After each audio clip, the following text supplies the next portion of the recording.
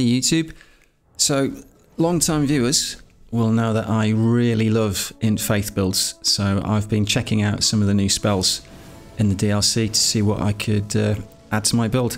Actually opening up this video with a duel against another Int Faith player as well, who's using Miriam's Vanishing, which I've used myself. It's really great. Basically you teleport, so you can kind of move to the side, move behind a opponent.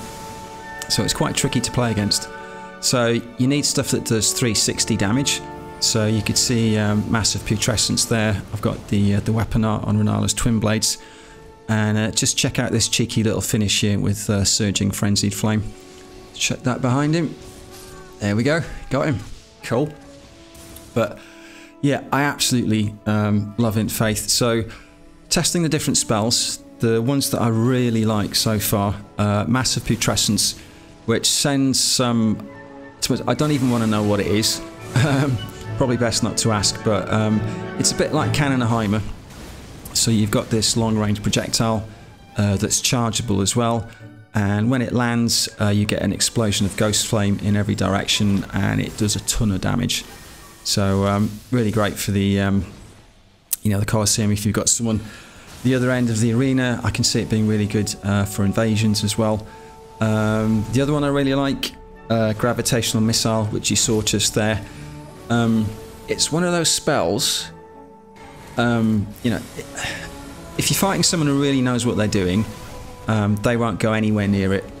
But it's really good as a nuisance spell. So if you, oh, check this out, yeah. World first, Rotten Butterflies kill. But yeah, Gravitational Missile, it's really good as a nuisance spell. So, you know, if someone gets caught in it, it's going to interrupt their attack, or it's going to make them pause, change their angle of run. So, you know, if you know, the other player's controlling the duel and you just need a, you know, a second to reset, you know, take a sip of your FP flask or change your weapons, then it's quite good at buying time. But for players who perhaps haven't seen it yet and don't know what it does, then yeah, it can be a real nuisance. Mesmerzorb is obviously really good.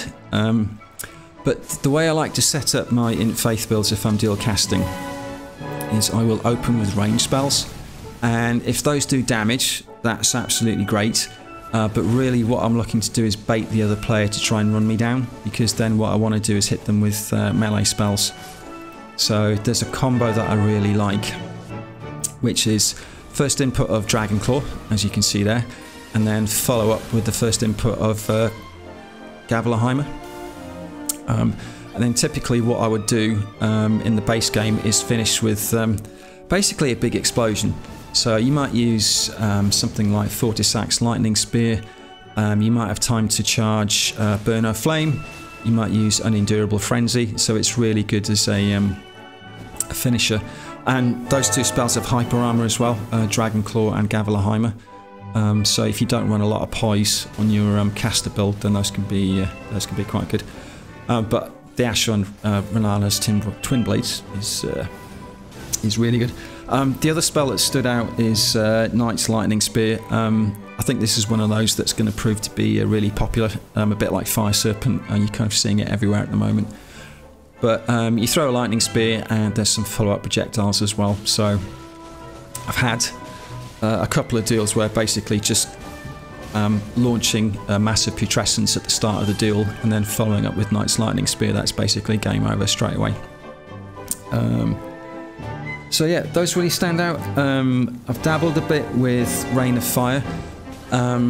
It's one of those, you need a player to stand still for a long time, so it's probably not that great for Colosseum duels, but you know, if you're able to sneak up on someone in an invasion, then maybe there's some situational uses for it. But Renala's, I keep trying to say Renala, Renala's Twin Blades, they are really good. The moveset itself is great. Yeah, you can see their massive putrescence. It just does big damage, and that explosion of Ghost Flame afterwards is really good. But yeah, the melee moveset on the Twin Blades is really good. But what I like about it, the Ashes of War that you get, so the R1, so it's L2 plus R1, I mean that fires basically some lasers, You can do multiple inputs, so that's quite good for, you know, kind of hassling other players. Another kill with a gravitational missile here as well. So, like I said, it's just a nuisance spell. It's really good. But the and this one here, I can't remember the name of it. That was the first time I ever used it, and I thought, oh god, no, it's another Elden stars. So I didn't use it again after that. But the R2 version of the Ash of War on the twin blade, it's really, really strong. So you can catch someone in that quite easily. And the other thing I was going to talk about is the armour. So thanks to Emikos for the tip about Mesmer's helm and the finite armour. So those give me a damage boost on the finite incantations. And I'm also using Rakshasa's gauntlets and greaves, so those give me 2% extra damage each. And here's the stats, here's the gear. Using the Staff of Great Beyond, that's the new In Faith staff. It does marginally more damage than the Prince of Death staff. But for massive putrescence, that's a death sorcery, so you'd actually be better off with the Prince of Death staff. Alright, that's it. Hope you enjoyed the video, and I will catch you on the next one. Cheers.